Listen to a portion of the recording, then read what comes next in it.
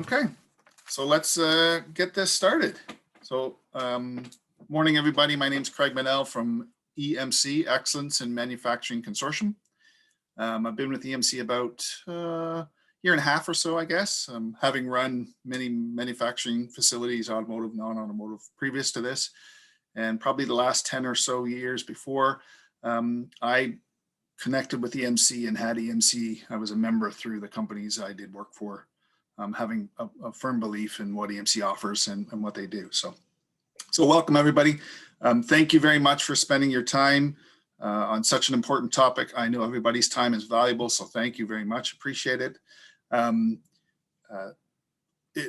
If you have questions, there is a chat function at the bottom. And if you wish to chat for a question, I'm more than happy to run the questions through the presentation if it sees fit, or at the end of the presentation, just type your question in the chat frame, please. So we're going to cover a whole bunch of really important pieces of mental health and how to make sure that your employees are taken care of with their mental health. We've got a great group of panel guests here, so I'm going to do some introduction on the panel guests, and then we'll take it away and hit with the slideshow. So let me introduce to you Karen Jackson. So Karen is from Excellence Canada. She's got a 25-year career in the healthcare and not-for-profit sectors. Karen's passionate about leadership development, performance management, healthy work practices, and great mental health. We have Aaron Dick, who's from Excellence Canada as well, an experienced organizational health professional. Aaron spent time coaching some of Canada's most complex employers. A certified excellence professional, she uses assessment tools and data to improve outcomes for high-performing workplaces. And we also have Donna Marshall. Donna is the CEO and co-founder of Workright, a thought leader, professional speaker, lecturer, curriculum developer, specializing in mental health, harassment, psychological safety, and interpersonal skills. Donna has served as the chair of the HRPA in the past. So what we're going to do is I'm going to give Karen the stage, and we're going to go through presentations. And again, if anyone has any questions specifically to ask, please type them in the chat, and we'll deal with those. Okay. So I'm going to go on mute, and you have the floor. Go ahead, Karen. Okay, great. Thank you, Craig. And it's a pleasure to be here talking to you all this morning, and thank you for your time to listen to us. Just about the agenda for the next hour or so, we're going to talk about why now. Why are we talking about mental health now for the workplace? You know, why is it no longer a nice to do, but really an urgent action organizations need to look at? And then we're going to talk about how you can get started from any size of our organization and solutions. So we're going to talk about standards and frameworks that will help you, will basically provide a roadmap for this work and identifying your priorities and actions. And then we're also going to talk about training and why training is important and the critical needs in terms of training. And then we'll go through some resources and then have time for question and answers. So starting with why now? Why is it important that we look at mental health in the workplace now? Yeah, so I thought we'd just start by reminding ourselves what the definition of psychological health and safety in the workplace is, or what do we mean by that? And this comes from the National Standard of Canada for Psychological Health and Safety in the Workplace. And so the vision for a psychologically healthy and safe workplace is one that actively works to prevent harm to workers' psychological health, including in negligent, reckless, or intentional ways, and promote psychological well-being. And what's important here is employers need to be very proactive and take that preventative approach, really identifying what are the... Yeah, I know. Oh, you can hear me okay? Okay, good.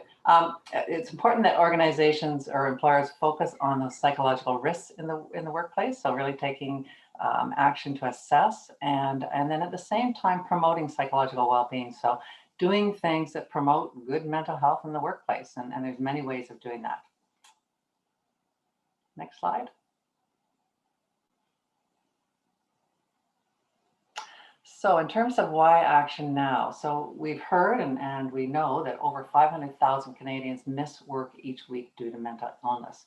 And 51 billion is the estimated economic burden of mental illness in Canada. 6 billion of that is due to presenteeism, where employees come to work or working at their desk at home and are not fully productive. So it's lost productivity. They're not well enough, but they're at work anyways, and that's a huge cost to the economy. And by the age of 40, half of Canadians have had or have a mental illness. And when you layer COVID on top of this, as we've realized in the last 8 months, the heightened awareness around mental health during the pandemic, these stats change and are a major concern. Go next slide, please.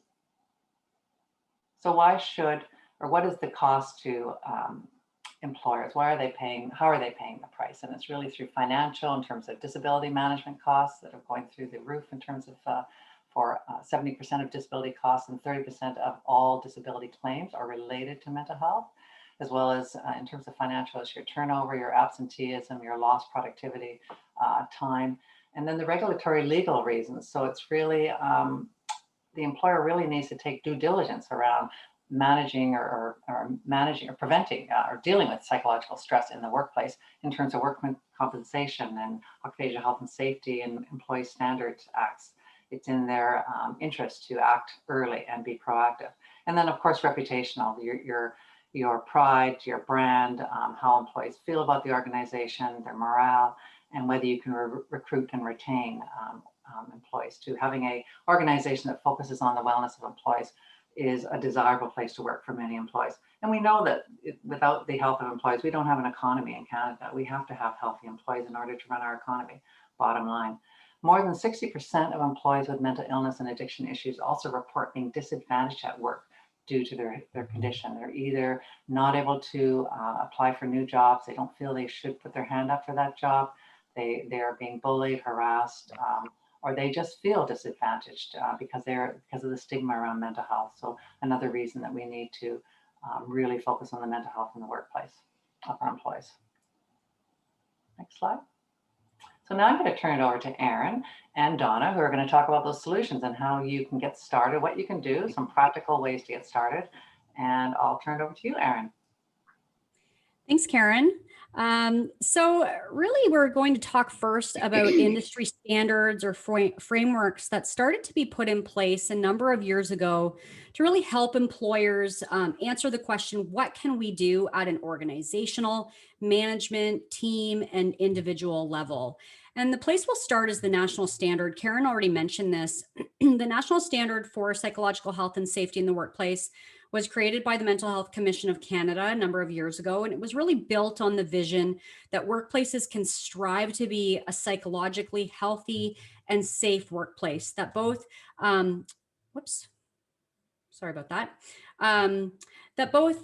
prevents harm to psychological health as well as promotes the psychological well-being. So it goes back to the definition that Karen shared earlier with us. And moving into what we've done the last number of years, since about 2011, we've had a framework in place called Mental Health at Work Framework, and it's known as a step-by-step methodology for implementing the national standard and really serves as a roadmap for organizations looking to improve the psychological health and safety of their workplace. So it gives that guidance as to the things that need to be addressed to align with best practices in workplace mental health and build on the foundation that both protects and improves the psychological health and safety of employees. So if we look at the image here, the framework enables you to look at management practices, and they go both across the organization as well as deep throughout the organization and helps connect the dots. And its initiatives together, and there's a high focus on improving communications throughout the requirements and across these four, what we call drivers that you see here on the graphic. It's the outside of this graphic. And we'll really briefly talk about all four of these drivers. They have equal importance. The leadership driver focuses on mostly senior management practices and policies and that strategic alignment so that the focus on mental health aligns with the overarching strategic plan and really what the organization is striving for. And it's all about building a foundation for a culture of trust and respect and equity. One example of a practical solution that fits into this leadership driver is things that the head or the CEO of the company does. So we have great examples where the CEO has been really vulnerable for all employees in sharing his or her journey or experience with mental health. And it's been really impactful sharing that with employees and opening that door for dialogue, removing the stigma, that sort of thing. So it helps to build that foundation that we were talking about. That's just one example. The next driver is planning and programs. This driver examines the planning process for developing employee health, safety, and well-being goals and creating a plan, and then using that data and employee input to put in place the right resources, programs, and supports for mental health. So, matching the need to what is put in place. People engagement is the next one, the red driver there. This driver examines efforts to foster and support engagement, and it provides support to employees through multiple channels, like learning and development programs, for example. Training fits in here really well, which Donna will tell us a lot more about in a few minutes. And then the last one, oh, sorry, I said people engagement was red. It is not red. It's great. Process and risk management as the red driver here. And this looks at how work systems and procedures are controlled and how the impact to employee psychological health impacts the decisions that are made. Are they considered when decisions are made? And that's a big part of this, as well as looking at the risks within the organization and knowing that you have a good handle on what those risks are, where your top opportunities are. So that's a brief overview of the framework. And there are 4 progressive levels here. So it's not about perfection. It's more about continuous improvement and always raising the bar for yourselves internally. And these 4 levels, they allow for a lot of little milestones along the way to be celebrated. It aligns with Canada's Award for Excellence program, which is a national recognition program. And it also aligns to the national standards in terms of really auditing yourselves against how you're implementing the national standard for psychological health and safety. Now I'll transition the discussion to Donna, who will focus in on a critical aspect in the management of mental health in the workplace. And that's really the need for training, why it's critical, why it's a critical element in the learning plan, and why it's critical that it happen at various levels throughout the organization. So Donna, I will turn it over to you. Thanks, Erin. So I'd like to just move forward to looking at the organizational needs that we all have. One is understanding why there is an urgency to support your employees' mental health. Excuse me. And Karen touched on that with the pandemic. The pandemic, while it has created some mental health issues, it's also revealed some fault lines in our culture, workplace cultures. Some of our risks, some of our vulnerabilities, as well as vulnerabilities within employees and within ourselves as leaders. So I'm going to touch on that as well. We're going to identify critical training needs to meet those 4 drivers that have been just talked about. And then we're going to look at how we empower you as leaders to understand and respond to and manage mental health issues in your workplace. As leaders, you have a lot on your plates even before the pandemic started. And just addressing the literal demands, goals, requirements of managing your particular organizations as employers and leaders. And then we put this on top of it, and it can feel very overwhelming to leaders because you aren't trained mental health professionals, and now you have to deal with this. And it would be like asking me to do the things that you do in terms of manufacturing. I would feel completely over my head in that area. This is my expertise, but that's yours. And now you have to somehow get your mind around and get some skills around how do you manage mental health issues within a very complex organization that you're already working in? So I want to share with you next a video that we've created to just bring us kind of around to this idea of leadership and mental health within your organization. If we could just go to the video.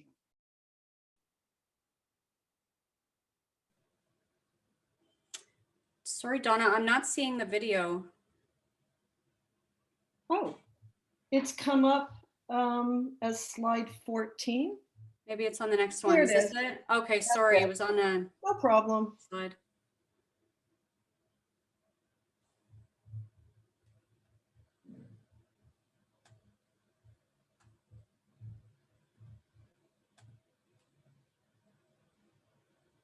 I'm not hearing the audio. Oh, there we go.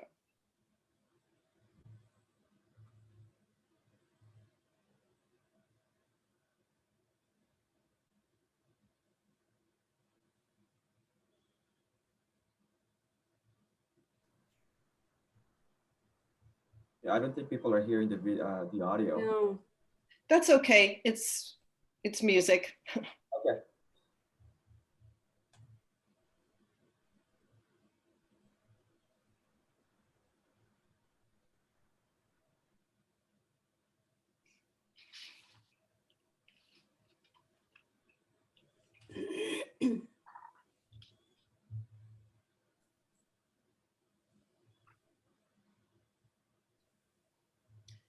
So I'll come back to this in a couple of minutes and share with you about the partnership between Workright, our company, and Excellence Canada in providing you with the training and resources you need to be able to address all 4 of these drivers. So we'll look at that in a little while. If you could move to the next slide, understanding mental health at work. Great, thank you. So I want to just spend a minute. I think it's really important to start to pull away from some of these complex concepts and make this more doable for each one of us. And I'd like you to think about first in terms of awareness. In order to address mental health issues at work, we need to be aware of ourselves and we need to be aware of others and the organization. So I think sometimes we think that mental health issues are somebody else's issue, or that mental health issues are really extreme. And it's important to know that mental health issues exist on a continuum. So all of us have probably had mild depression or mild anxiety. If you have to do a presentation and you don't feel fully ready for it, you've experienced mild or more than mild anxiety. So we've all experienced some mental health issues throughout our lives. And I think that 40% at the age of 40 is actually low. I would say all of us, even Not a Phillips. It looks like a Phillips, but I put my glasses on and it's not. I hear so. Oh, there we go. Have experienced some kind of mental health issue. And I want to normalize this because sometimes we're afraid of it or we don't understand it in a way that makes it feel overwhelming. So I want to just ask you a couple of questions or a few questions yourself. You don't have to answer out loud. I'm just getting you to think. So the first question is there a situation, person, or activity you're afraid of to the point that you avoid it, feel anxious about it, obsess about it, or go out of your way to prevent experiencing it? Maybe it's flying. That's one that I have to kind of push myself on. Maybe it is giving presentations. Is there something that you avoid in order to not experience a negative feeling about it? The second question, have you ever felt so unhappy that you didn't want to get out of bed, change your clothes, eat, take a shower, do your work, interact with others? Or you might know someone who's been like that at some point in their life. Often that can happen if we've lost a loved one, or if we're dealing with a critical illness in ourselves or someone else that we care about. Do you suffer from any stress-related physical ailments, such as high blood pressure, skin conditions, digestive problems, headaches, dry mouth, sweaty palms? Do you ever have trouble falling asleep or staying asleep? I can say that I do. Do you ever worry excessively about things that never end up happening? If you answered yes to any of those, you've experienced a mental health challenge. So mental health challenges are just like physical challenges. We're human and we all experience them. So I want to take some of the, I guess, fear and stigma out of this idea about mental health issues. So that's awareness of self and others. And if you could just go back to that slide. And then the question is, okay, now that I'm aware of this either in myself, and I think as leaders, we need to be really aware of our own needs, whether physically or in terms of mental health, because we have a lot of pressure on ourselves in doing our jobs as leaders and then in managing others, because mental health issues and psychological safety are issues of people and dealing with people and supporting people. And then the next question is, what action do I take in response to that? And later on in my section here, I'm going to be talking about that action in relation to what Excellence Canada has presented already. So next slide, please. So we'll look at 3 reasons for urgency. One is the impact. You know, mental health issues have always been an issue in the workplace. There is more urgency now because of the pandemic, which has escalated some mental health issues. Workplace stress and dynamics, pre-existing cultural challenges in our organizations become exacerbated whenever there's pressure. For example, a pandemic is considered a critical incident. And I'm sure you all know, you have your protocols for handling a critical incident. This pandemic has been a critical incident for workplaces and for individuals. And then the pre-existing mental health issues of either ourselves and or others who we lead. Next slide. So we'll look at those 3 now. The first one is the impact of the pandemic. And I'll go through these bullet points. So I want you to think yourself, what has been the impact of the pandemic on you as a leader? Certainly, I do a lot of consulting with organizations. I also am part of a private psychology practice where I work with individuals primarily in the workplace and the challenges that they face. And these are the kinds of things that I'm hearing, and I'm sure you're hearing them as well. Disconnection from colleagues. We were just saying at the beginning of this while we were waiting for this session to start. Normally before a training like this, we'd all be in a room and we'd be networking with each other, getting to know each other, having a coffee. We can't do that now. And there's something really missing when we're unable to have that human direct connection with our colleagues and with each other. I was talking to somebody yesterday and he said, before it used to be enjoyable to go to work, and a lot of the enjoyment and the creativity came from interacting with others. And now it's literally just the job. We get on a Zoom meeting and we just talk about the job, and that whole piece is missing. The blurring of boundaries between work and home, and we've all got kids or pets. I've got my little dog behind me right now who could bark at any moment. But then again, if you're a parent, you've got your children that you're trying to still be a parent to while you're working. My granddaughter over the summer, we were playing, she said, let's play. And we got in her little baby pool and she started kind of clacking away on the side of the pool. And I said, what is that? And she said, I'm working right now. You need to go and play.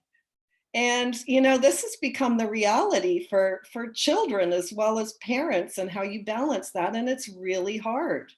The Zoom and online fatigue, like we have to be on all the time. Micromanagement of employees is a form of bullying, if it's extreme micromanagement. And so that has not gone away with the pandemic. In fact, I'm hearing from people that's actually happening more, where they might be monitored on, you know, when they're logging in and when they're doing this and when they're doing that. And whereas in a workday, people were just, you know, they were doing their jobs and getting it done, but someone wasn't scrutinizing everything that they did in every moment. So that's becoming stressful for managers and employees. Existential crises. What is the meaning of this? When will it end? I feel like I don't have hope for planning things in the future. And that's causing consternation with a lot of people. The alienation from our support networks, our family, our friends. Diminished access to resources and professional services, such as maybe counseling or community resources or community services.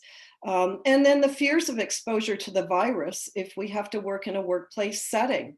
A lot of people are really afraid to go back into a workplace setting. And right now it would appear that we may be going into a higher level of lockdown. And this is really hard for people. And then what happens if I get sick? Or what happens if people in my family get sick? And how will I juggle all this? It is a real problem and difficulty for individuals, and we're all dealing with it. Next slide, please. And COVID shaming.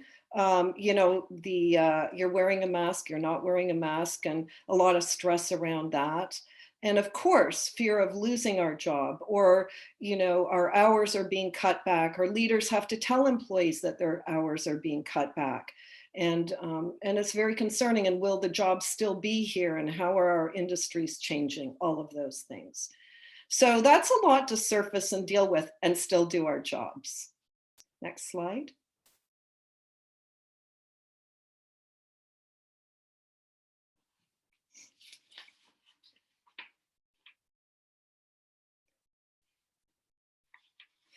So harassment, bullying, and discrimination are what impacts psychological safety. So psychological safety is created when people feel that they can safely do their jobs psychologically, that they can make a mistake and not be scrutinized or humiliated for that. That they're not going to be put down or humiliated. Of course, as leaders, we have to manage performance of people, but the way they do it, the way that we do it is what creates a psychologically safe workplace or not. So, of course, some of the stress-related workloads, like we deal with those probably all of the time. But other things that can cause stress are ambiguous job responsibilities. And that's happening now. Like if we have less employees, then who's taking over those jobs? And it may happen very quickly. COVID changed everything in a second. And we all scrambled and things changed. And while some of it's settling down, some of it really isn't. So that uncertainty about what is my job and what are my responsibilities, and they're changing, has an impact for all of us. It's uncertainty. Job losses, employee conflict, that doesn't go away. Sometimes that gets even heightened because we're all under stress. And so that doesn't help. Our work conditions, whatever we're working from home. I saw something really sad on the internet where a woman lives with 2 or 3 other women, and she only had her room in which to do her Zoom calls. And so what she did was, there was a picture of her and it looked on the screen. She said, "What people see." And there was a picture of her. And then there was a kind of like me, there was a certificate behind, but then there was a blank wall. And then when she pulled out, it was the clothes in her clothes closet. And she was having to do these Zoom meetings in her clothes closet. And that's just really, really hard. And people who are living alone and don't have others to communicate with is extremely difficult for people. And of course, childcare is another thing. My husband was giving childcare to his son and wife over the summer, and that helped them while they were on their calls. Now he can't do that, and it's hard for everyone. Harassment and bullying. So that's a big, huge topic to begin with, but bullying and harassment include extreme micromanaging, microaggressions, which I talk about actually in the mental health program that I'm going to introduce you to, withholding information from people that they need to do their job. And this is actually happening as much, if not more, as we do electronic meetings, yelling at people, humiliating them in person on Zoom meetings and alone, shaming people, boundary violations, even in virtual meetings, and discrimination against those with disabilities, minorities, LGBTQ+, etc. Next slide. Oh, Me Too and Black Lives Matter have elevated the awareness of these challenges. So these challenges, as we know, were always in front of us, often not talked about, often handled in silence or not handled at all. And so that is one more layer of the reason that we have an urgency to deal with all of these issues that I've just described. Next slide.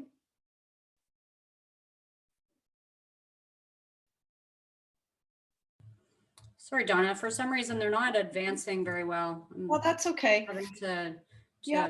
push it multiple There times. it goes. There's my little flower.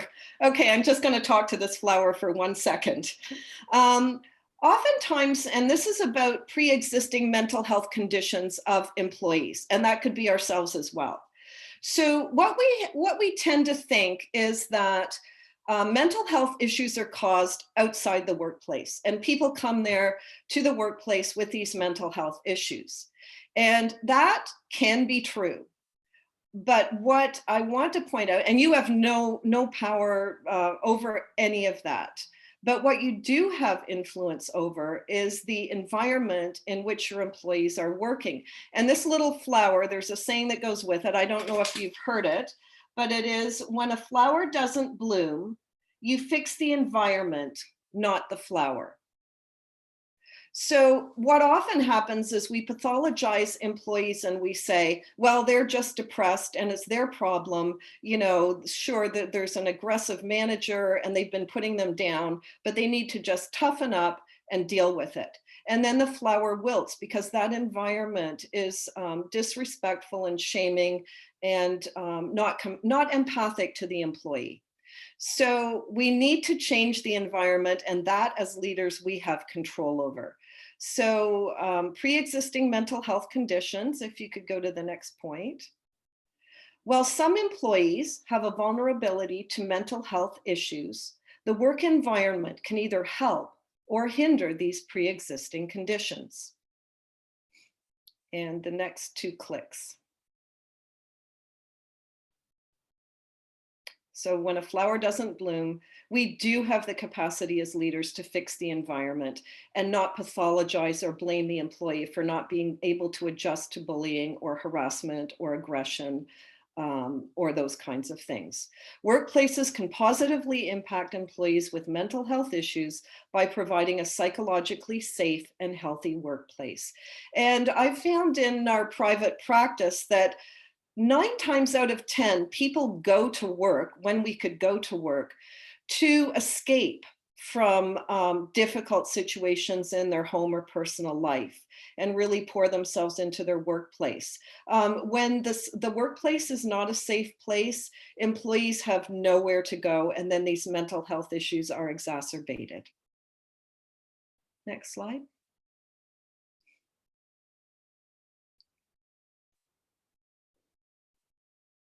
So critical training needs that you as a leader need to address mental health issues at work. And again, you're not mental health you are not mental health professionals. So we, Excellence Canada, need to provide you with usable resources that are easy to apply and understand, that can help you address these issues. So as leaders, you need information and resources for yourselves and employees from qualified mental health practitioners with a background in the application to the workplace. What I found, the early days of mental health at work, and that was Bell Let's Talk, those were quite a few years ago, organizations were quickly putting in place these mental health initiatives. And one place I went to talk to one of the CEOs, he said, yes, I've just promoted person A to this role of mental health specialist in the workplace. And I said, oh, what's their background in that? And they said, oh, they don't have any. They've been the coordinator of administrators or something like that. And they're just going to get up to speed on it by reading things on the internet and reading resources. That's a real problem. And I'd like to say, probably, you couldn't tell me, just get up to speed on manufacturing. I wouldn't have a clue what to do. And it would be it would be dangerous for me to start training some of your employees just reading things on the internet. It would be dangerous. And that's what's actually happening. So I would caution you, in terms of your resources, you need resources from psychologists, as well as people who have background in applying this in the workplace. Many times I've gone to training seminars where you might get a specialist in, say, addictions, but they don't know how to apply that to leadership. Because as a clinician, there's certain things that we can do to help people with addictions. As a leader, you can't. You are restricted by privacy and confidentiality. You cannot ask people if they have an addiction. You cannot ask people if they have mental health problems. And so that's really difficult. And in our training program, the mental health certificate program, we talk about how you walk that fine line and remain a manager, and not step into that place of feeling like you have to be a counselor or understand how to treat people with mental health issues. And I'll say just on that piece, that you remain a manager, that all mental health issues, all issues exhibit themselves as behaviors and actions and language. So for example, if you see a person who maybe always has their work done on time or ahead of time, they're proactive, and now you're noticing that they're late for meetings, they're missing meetings, they've missed deadlines. You can't say, I wonder if you're depressed. You may wonder that, absolutely.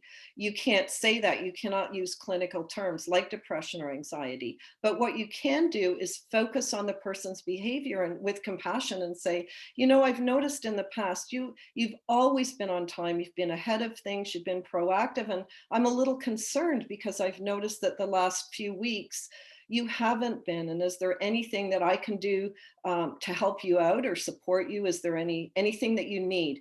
And then you're asking the question, but you leave it to the employee to share with you what they want to share. And then you can offer organizational resources to make that available for your employees.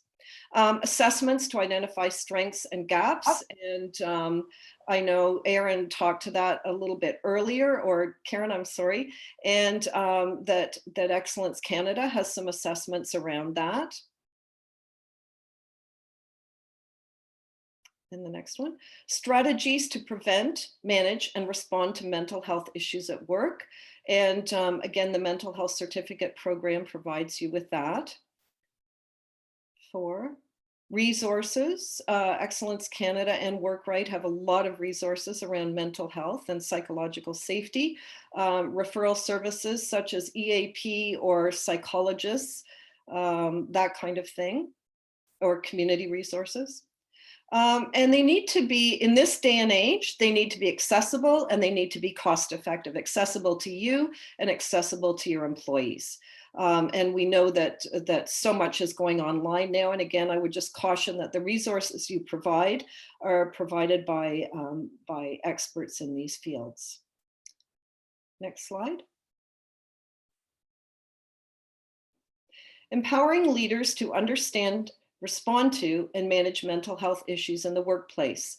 So my company Workright has partnered with Excellence Canada to provide leaders with a mental health and psychological safety at work master certificate program. You do not have to have had background in mental health at all. We start from the beginning. We take rather, complex clinical ideas and diagnoses, and we make them very simple to understand.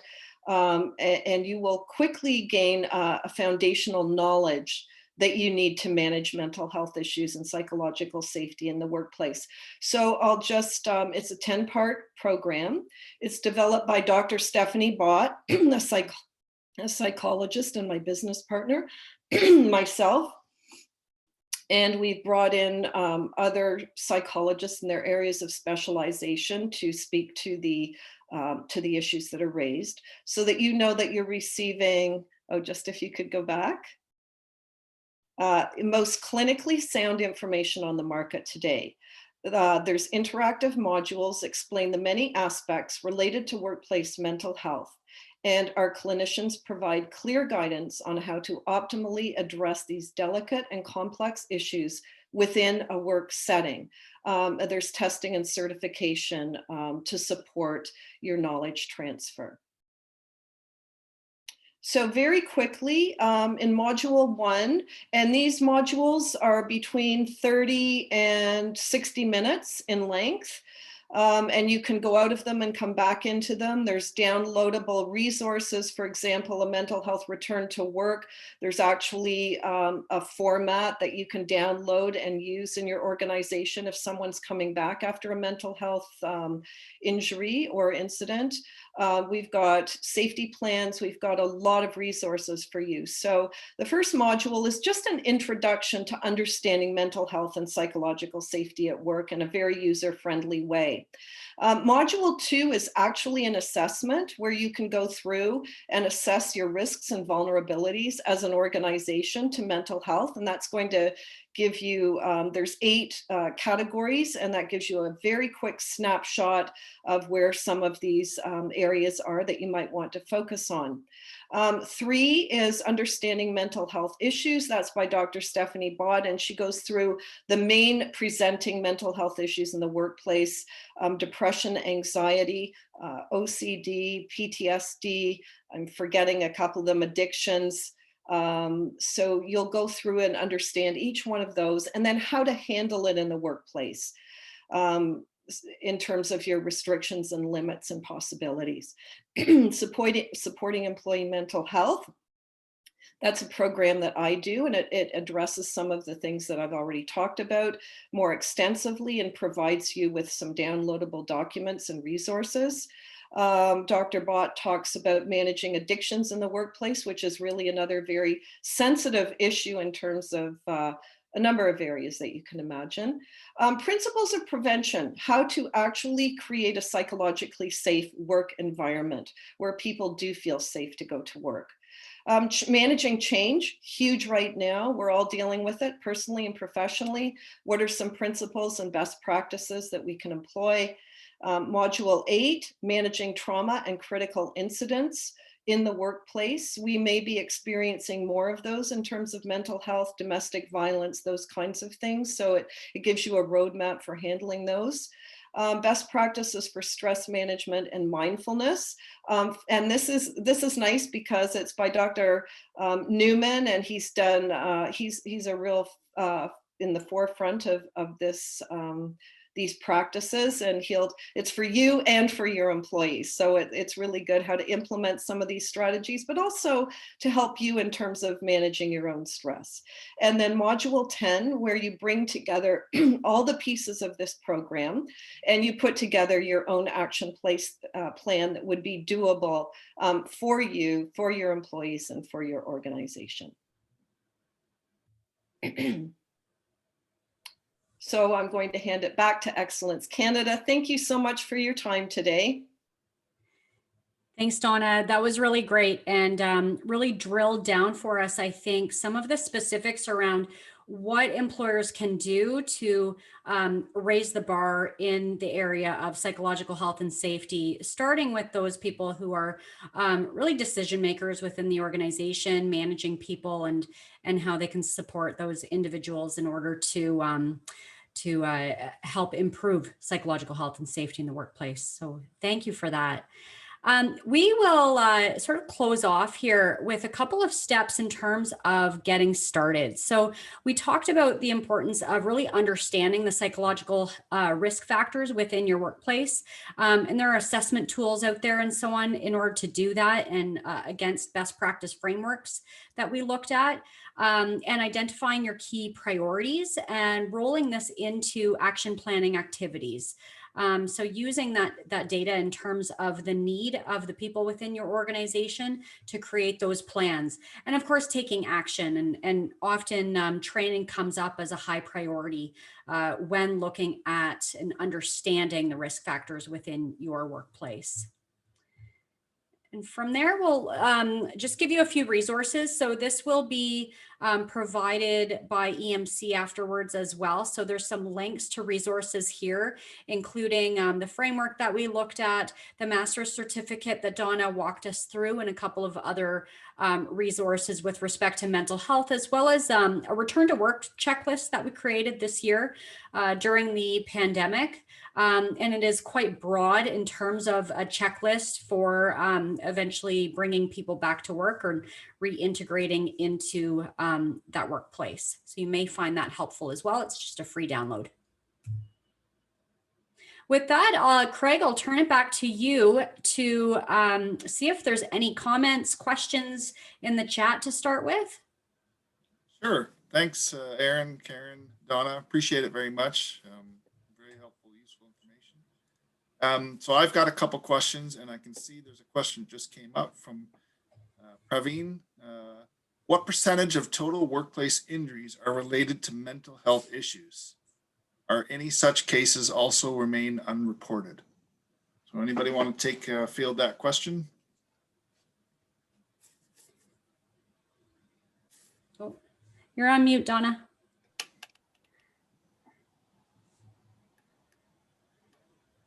Sorry about that. So I can address a bit of that. Mental health injuries were just recognized by the WSIB about 2 years ago, and we were actually instrumental in getting that recognized. Percentages, a lot of this is not reported. People do not, because of stigma, report mental health injuries or mental health issues. They'll take time off for other things. It'll be called stress, or it'll show itself as, you know, sickness, or, you know, the headaches and the things that I talked about, and stress. So we don't know for sure. They're very underreported. I could say that from our private practice, I would say 80% of my clients, and our clients in the practice of 12 psychologists and therapists, we would say about 80% are related to workplace issues. Okay. Yeah, I would agree that unreported is probably a fairly large chunk of that, which is the stigma around trying to explain that you have some type of mental health issue that you're dealing with at the time. I've got a question. So what about small businesses? So think of a smaller manufacturing that doesn't have great resources. How do they kind of get the work started? Who can help facilitate or get that process going? Well, I can start. It's Karen here. Yeah, they should do what Aaron was saying, those 3 points at the end. Like, to get started, you don't have to tackle the whole mammoth of the national standard. You just start by identifying what are those high risk areas. So what are those psychological risks in your workplace? Is it workload? Is it a civility? What is it? And what are they? And then establish some plans and involve your employees, whether you're very small, just involve that group and say, okay, how are we going to tackle this? How are we going to talk, or let's just talk about workload, or establishing a plan and really working bit by bit on those priorities with actions. And then you'll see over time, you're changing the culture. You're really going through a change curve by just opening those conversations and taking some action. Great. Thank you, Karen. Just going to check the chat. No other questions yet. So I got another question here. Just anybody have kind of a rollout or some idea of what the challenges are going to be in doing this work? So it doesn't matter, small, medium, large size business. What challenges are in doing that? Sure, I can start with that one, Craig. In terms of challenges, one thing, and it can be scary for senior leaders to open up this dialogue. You are opening yourselves up to really understand what the risk factors are, and sometimes it can be a challenging exercise to really hear some critical input that's needed from employees in terms of areas for improvement. In terms of tackling that, really understanding that it's a positive journey that you will be on for everybody involved, and hearing critical input and critical feedback from employees. People will have good things to say too. It's not just about the opportunities, it's also about the strengths and what employees are appreciating, want to see more of, want to see more broadly rolled out throughout the organization if there's something great happening in one line of the organization, for example. But I think one of the key challenges, maybe particularly for small businesses, is really opening up that dialogue and opening yourselves up to understanding those risks, and then being prepared to manage those expectations too. I mean, we can't go from all the way up to we're not going up to perfection in any case, really, but it's about continuous improvement. So celebrating those small milestones along the way will help overcome some of the challenges too, in managing employees' expectations that we can't tackle everything at once, especially if things need time and effort and resources on them. It will be about taking small steps. So probably managing expectations is part of that as well. I know, Karen, Donna, you have anything to add? Yeah, I just want to add something to that. Something that's come out of the pandemic, which is interesting from the workplaces I've been talking to, is from opening those conversations. Now with the Zoom and with the technology, we can go right in, our leaders can go right into their team meetings and talk to their employees. So they're opening the conversations in a way they couldn't do before as easy.